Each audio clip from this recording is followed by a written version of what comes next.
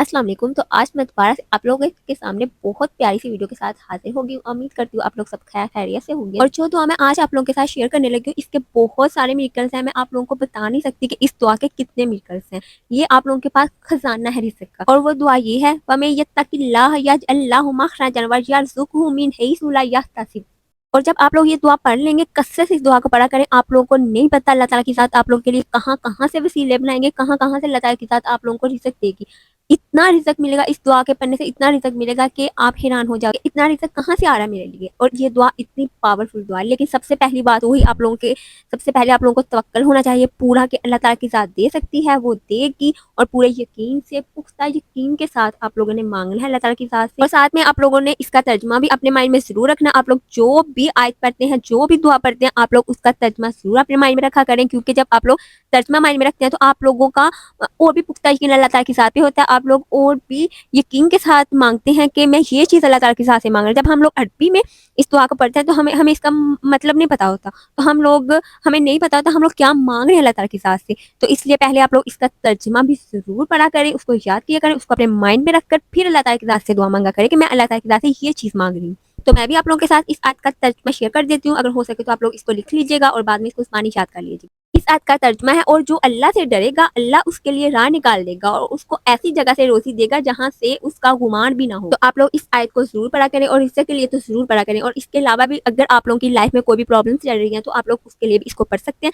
But आप लोग रिज़्क़ के लिए इसको ज़रूर पढ़ा करें। मैं आप लोगों को कहती हूँ कि इससे बेस्ट दुआ आप लोगों को नहीं मिल सकती। आप लोग इसको पढ़ें और बाद में आप लोग मुझे कमेंट में बताइएगा कि आप लोगों को इसका बेनिफिट हुआ है कि नहीं हुआ। इसका मैं आप लोगों को 100% कह सकती हूँ। अगर आप लोग तवक्कुल से पूरे यकीन से इसको पढ़ेंगे तो आप लोगों की जो भी माली हालात में जो भी आप लोगों की प्रॉब्लम चल रही है वो इंशाल्लाह अल्लाह ताला की ज़ात ने चाहा तो इंशाल्लाह ज़रूर वो ठीक हो जाएगी। और पूरे यकीन से आप लोग इस दुआ को ज़रूर पढ़िएगा। तो मेरा ये वीडियोस आप लोगों के साथ शेयर करने का सिर्फ एक ही मकसद है कि जो मेरी लाइफ में जिन चीज़ों से मुझे फ़ायदा हुआ है तो वो चीज़ें मैं आप लोगों के साथ शेयर करूँ। मे बी मेरे इस शेयर से आप लोगों में किसी की ज़िंदगी बदल जाए, किसी की ज़िंदगी में थोड़ा-सा फ़ायदा हो जाए, तो मेरे इससे बड़ी खुशी की बात कोई नहीं होगी। क्योंकि हम लोगों में सबसे जो बुरी चीज़ है वो है मायूसी। हम लोग बहुत जल्द मायूस हो जाते हैं, अल्लाह ताला की रहमत से बहुत जल्द मायूस हो जाते हैं। अल्लाह के मायूसी बहुत बड़ा गुनाह है। तो इसलिए हम हम जिस नबी की उम्मत है, हमारी लाइफ में तो मायूस होना बनता ही नहीं। हमें अल्लाह ताला की ज़ात ने कुरान पाक में हर चीज़ का इलाज बता दिया, हर प्रॉब्लम्स का सॉल्यूशन बता दिया।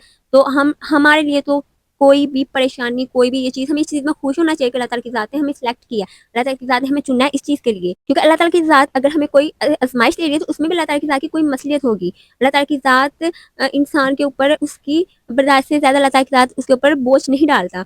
उतना इंसान के अंदर उसको उस बोझ को उठाने का हौसला होता है, उतना अल्लाह ताला की ज़ात उस इंसान के ऊपर बोझ डालती है। क्योंकि अल्लाह ताला की ज़ात तो इंसान को 70 माँओं से ज़्यादा प्यार करता है। तो फिर हम क्यों मायूस हो जाते हैं? क्यों उसकी रहमत से मायूस हो जाते हैं? सबसे पहले हमें अपनी लाइफ से मायूसी निकालनी होगी। हमें कोई भी प्रॉब्लम्स, कोई भी परेशानी हो, हमें ये कहकर उसका मुकाबला करना चाहिए कि अल्लाह ताला की तरफ से आई है और वो ही ज़ात इसको दूर ले जाएगी इंशाल्लाह।